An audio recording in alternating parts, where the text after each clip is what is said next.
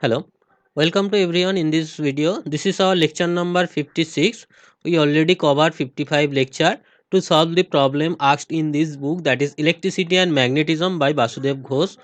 Actually, this is the part of 29 of this book, and the rest of the part actually consists the solution for the asked in the electrodynamics by DJ Griffith. Okay.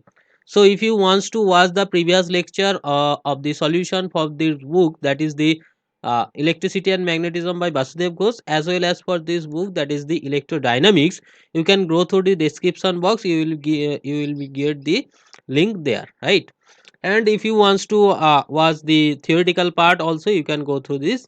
There are a separate playlist. You can go through the description box.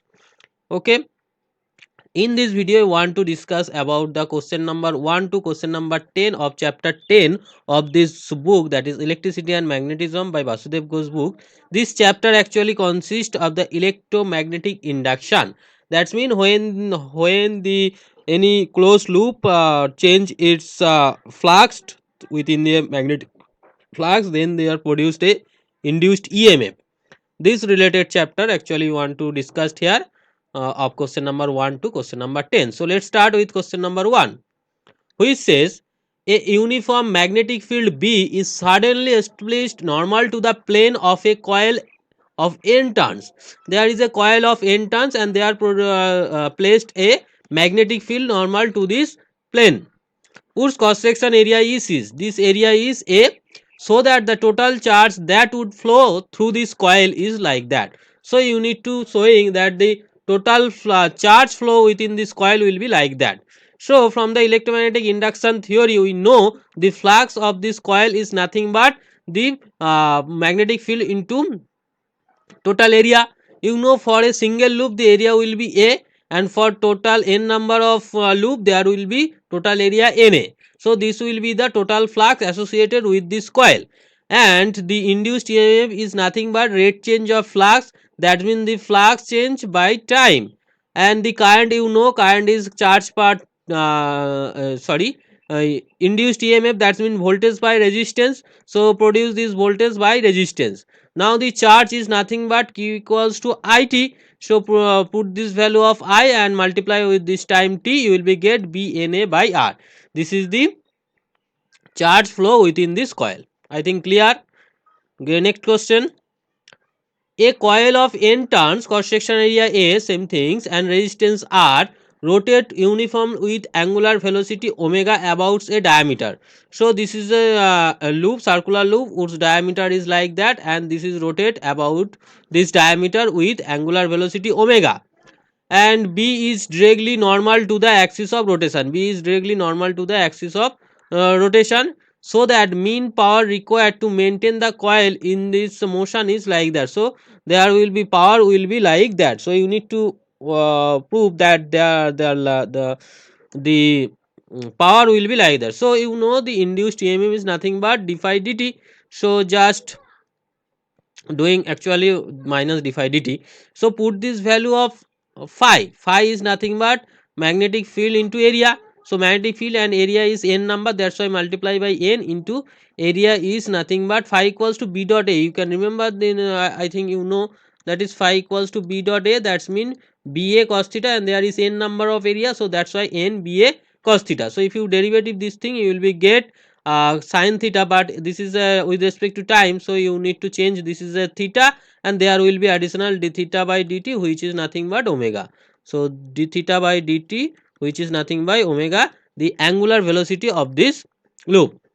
So the power will be E square by r, that is the v square by r. You know, this induced EMF is nothing but the voltage, so v square by r is the resistance, so this square by r. Now the average power is nothing but the, you take the average with respect to theta, sine theta. So this will be sine square theta d theta 0 to 2 pi, and this is 0 to 2 pi d theta.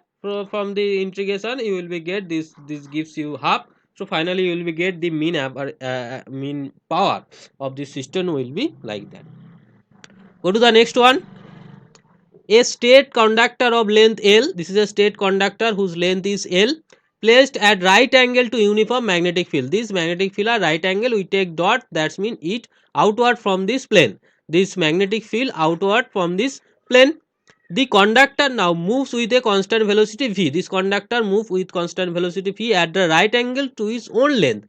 So this is the length and it's move to its right angle to this own length and also to the magnetic field. That means its velocity direction is perpendicular both the length of this wire and also the perpendicular to the magnetic field of this region, right? From the detailed consideration of the Lorentz force on the electromagnetic electron, so that EMF induced between two ends is like that. So from the consideration of Lorentz force, you need to find out that the induced EMF between to this length between to this end will be BLV. So from Lorentz force, you know F equal to Q V cross B. So the charge of electron with a Q and the V and B both are perpendicular to each other. That's why VB sine 90 degree, and taking this as a x-axis, sorry, perpendicular to V and B, this will be like that direction. This B and this is B, so perpendicular to B and B like that. This is like x direction. Okay. So along the conductor, so the electron moving along this conductor, so the electric field of this motion will be like that. This is the force, you know the field will be nothing but force plus charge, so this will be VB, and the induced EMF is nothing but this is a voltage, that means the electric field into length, that's why this is VBL. Clear? Next question. If there is any doubt, you must comment in the comment box. Go to the next one. A conducting rod of length L, this is a conducting rod whose length is L, rotate with constant angular velocity omega. This is rotate with a constant angular velocity omega about an axis passing through one end. So this is about one end. This will be rotate perpendicular to length in uniform magnetic field B, which act as a right angle to the rod. The magnetic field act on the right angle to this rod. That means it is covered this area, and this magnetic field will be perpendicular to this area. Okay, so they calculate the EMF developed from this end. So the EMF produced for this small region is nothing but dt of B is constant, area is nothing, x d theta into d theta. If you if you rotate these things up to somewhere here, so this side will be x d theta and this will be dx. Okay, so this small area will be x d theta into dx, right? So if you take the derivative or divided by time, you will be get d theta by dt as a omega, and this is x dx. Okay, so this is the small EMF produced for this small area, actually you can say. So finally total EMF will be integrating of this region, so this will be VL and this is L square by 2. So this was actually the total EMF produced in this region. Okay, I think clear. If there is any doubt, you must comment in the corner. Next question. The rail of a railway track are 1.5 meter apart. So these two are rail of railway track. Calculate EMF that would be the generated between the rail when train passes at a constant speed 100 km per hour. When the train passes through this rail, you need to find out the you need to find out the EMF produced within this region. Assuming that the horizontal component of the Earth's magnetic field is 36 microtesla. So you need to find take this horizontal component is 36 micro and the angle of deviation is 45 degree. So you can see here this horizontal component of magnetic field, this is the magnetic field and delta is the deep angle. So horizontal magnetic field is the B cos delta and vertical component will be B sin delta. You need to take the vertical component which is cross this area, because you know the induced EMF will be B dot A. So for perpendicular component actually take part to produce the EMF. That's why we need to find out the perpendicular component. So you can see here this BA is equal to B cos delta and BV equals to vertical component will be B sin delta. So if you divided this vertical component by horizontal component, you will be get sin delta by cos delta, which is tan delta. So BV, that is the vertical component, which is nothing but BH into tan delta. where BH is the 30 microtesla and tan delta is tan 45 degree. So this will be 30 microtesla. So the effective magnetic field will be 30 microtesla. Then comes into the induced EMF, that is d phi by dt. So dt of BA, and so B, that is a vertical component, and area. So if you take this area with respect to time, actually if you consider the, if this covered this area, this is x and this is L, so the area will be L into x. And if you take this time derivative dt of this, so L is constant and dx dt like that, and which is velocity. So L will dt of Lx will be v into L, right?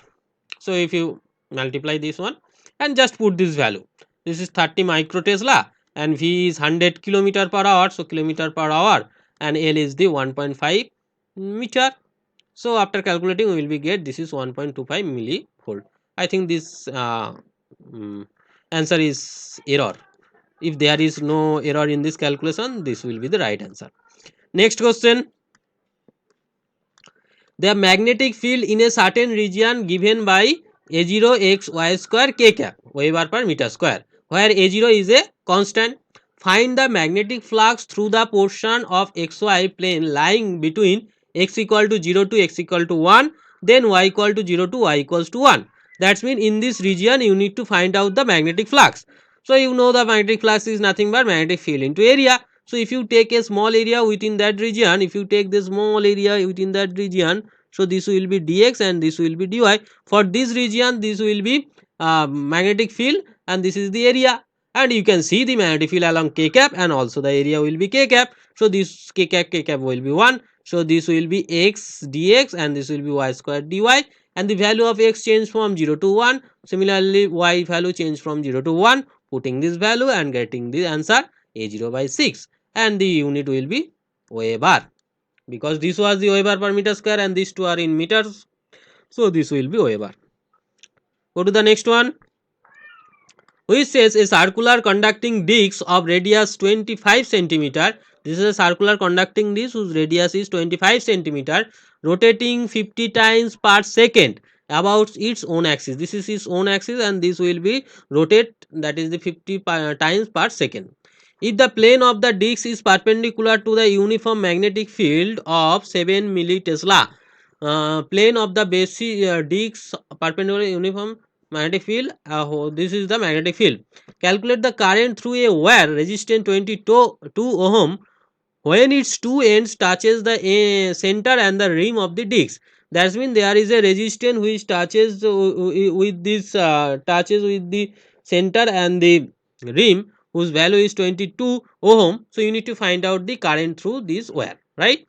So the current will be passes through the resistance when there will be a potential difference. That means when they are produce a induced EMF between these two ends, that is centered to the edge, then there will be current produced. So the induced EMF is d phi dt. So the flux will be like that. You can say the area will be 2 pi r dr. If you take a total rim on that, so this total will be 2 pi r, and this will be dr. If you take this as a dr, so this area will be 2 pi r dr. 2 pi r dr will be the area, and if you divided by time, because this is the total rotation, the time will be the time period, that is capital T. So this will be 2 pi r dr by capital D, and this 2 pi by T is nothing by this omega. So you will be get this will be the a square by 2. So this is the induced EMF. The current will be induced EMF by resistance. So induced EMF is b omega a square by resistance is r. So putting this value of this b equals to 7 milli b is the 7 milli Tesla. 7 milli Tesla. Omega is the, you can see there is a 50 times. So for a 1 times the angular displacement is 2 pi. For 50 times there is 2 pi into 50 and time will be 1 second. That's why omega is 100. Omega is 100 pi. So put this as a 100 pi, and then a square, a is 25 centimeters, so 25 into 10 to the power minus 2 meter. So put 25 10 to the minus 2 meter whole square, and resistance is 22. Here pi is 22/7, that's why pi and 22/7 are cancel out to each other, and you will be get this is 6 to 5 by 2, and this is minus 6, and this is plus 2, so this is minus 1, and there is a minus 4, that's why this is minus 5. So you can easily say that the current flow within this resistance will be 3.125 milliampere. Go to the next one, which says a large electromagnet has inductance of 5 Henry. So inductance is 5 Henry. Suppose the current flowing through the electromagnet is interrupt and is dropped from 10 ampere to 1 ampere. So the current change will be 10 minus 1, that is 9 ampere is the current change, and 1 in 1 by 20 second, that is the time will be 1 by 20 second. Estimate mean back EMF. EMF is nothing but L di dt. For in case of the inductance, this is L di dt. So L is 5, di is 9 ampere, and dt is 1 by 20. This will be, gives you 900 volt. This will be the induced or the generated EMF, that will be 900 volt. Next one, a square loop of site A and is placed that its loop top side is an uniform magnetic field of B. So this is a square loop of side A whose top side is on the magnetic field of normal to the plane of the loop, and lower side outside this field. So upper side within this field, and the lower side outside this field. The resistance of loop is R and mass is m. If the loop allowed to fall under the action of gravity, what would be the terminal velocity of this loop? Terminal velocity means their force will be, net force will be 0. That's why there was a no acceleration. There is a terminal velocity means velocity is constant. When the velocity is constant, because velocity will be constant when the acceleration is 0. Acceleration 0 means the net force on the substance, that is the wire, must be 0. So there is two force. One is gravitational force and another one is electromagnetic force, or you can say magnetic force. So the magnetic force will be like that IBL, where induced EMF due to this motion, initially this will be moved, this wire will be moved, due to this motion they are produced an EMF, and this is nothing but the EMF is BVA. This length is A, this length is A actually. So due to due to this length, the EMF will be VBA, area by time. Just we think, just to the before question, I think we derive like that, like that, BA equal to IBL. So VBL, that's why the similarly we can say VBA. The current will be the voltage by resistance, so the voltage and this is resistance. Lorentz force, you know, IBL, so put the value of I, B, and L is nothing but the same thing, area A, length A. So this will be Lorentz force, and you know this force balanced by the gravitational force, because their velocity is constant, that means the acceleration constant, that means total force will be 0. So these two forces are balanced out. From where you will be get this terminal velocity will be mgr by b square, b square, right? Go to the next one.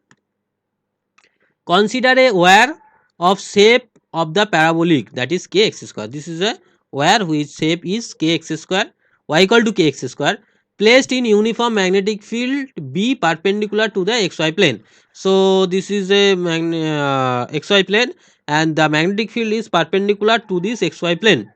A straight conducting wire is placed on the parabolic wire with the length parallel to the x-axis. This is a conducting wire placed within this region. If now straight wire moves with a constant acceleration, this will be changed from constant acceleration, move with constant acceleration within this region. If now this straight wire moves with constant acceleration starting from rest at the apex of the parallel, find the EMF induced in the parabolic as a function of y. So this EMF induced within this circuit as a function of y, you need to find out, right? So you can see here at a certain distance, this distance taken as y. So at a certain distance this area will be 2x dy, x dy, so like that. So EMF is nothing but d phi dt, and this d phi dt is nothing but the phi is b into area. So b and area is nothing but 2x dy and this derivative with the dy dt, just taking this one.